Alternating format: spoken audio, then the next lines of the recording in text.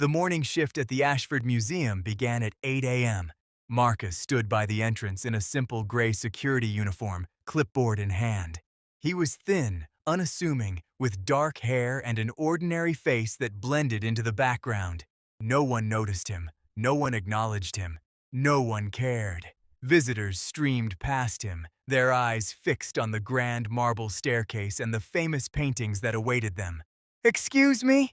a woman in expensive heels said, pushing past Marcus without looking at him. "You're blocking the way." Marcus stepped aside silently.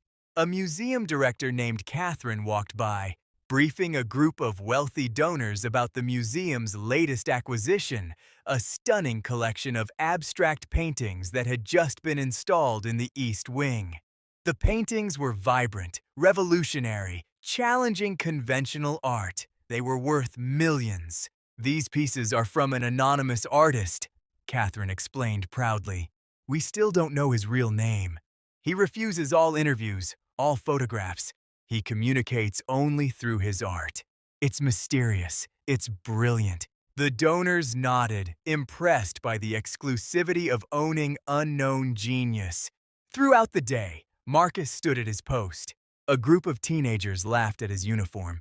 "That's what happens when you have no talent," one boy sneered. "You end up standing around doing nothing." An elderly man spilled coffee near the paintings. "Watch it." He snapped at Marcus, as if the guard was responsible for his clumsiness.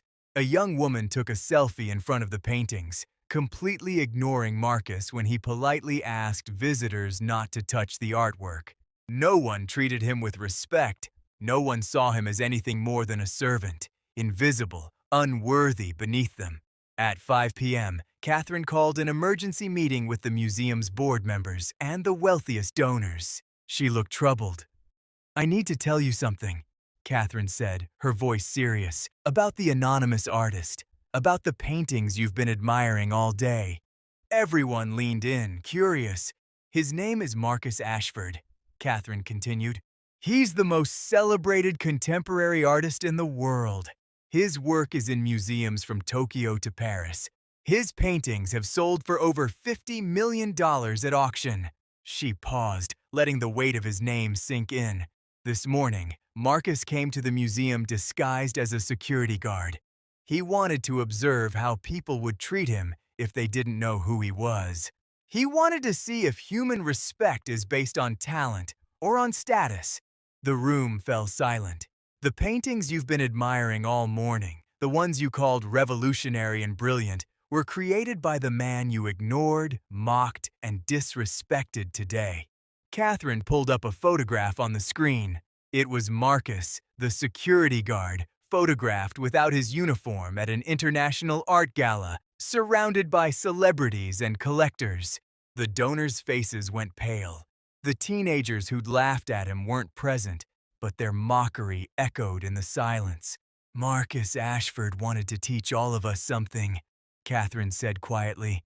"He wanted to show that genius, talent, and worth don't change based on what someone wears or what job they hold. He wanted to reveal how quickly we dismiss people based on appearance and status." She looked directly at the wealthy donors. "You spent the entire day praising paintings created by someone you considered beneath you. You were inspired by his art while disrespecting the artist himself. That says everything about how we measure value in this world." Marcus stood at the back of the room, still in his security uniform. His ordinary face was calm, observant, watching to see if anyone would understand the lesson. The donors couldn't meet his eyes. Later that evening, as Marcus removed his uniform, he thought about the day's experiment. The paintings would sell for millions. The collectors would boast about owning his work. But how many would remember that they dismissed him when he was standing right in front of them? True respect, Marcus understood, isn't given to a name or a status. It's earned through character, and it's often given only when we know it matters.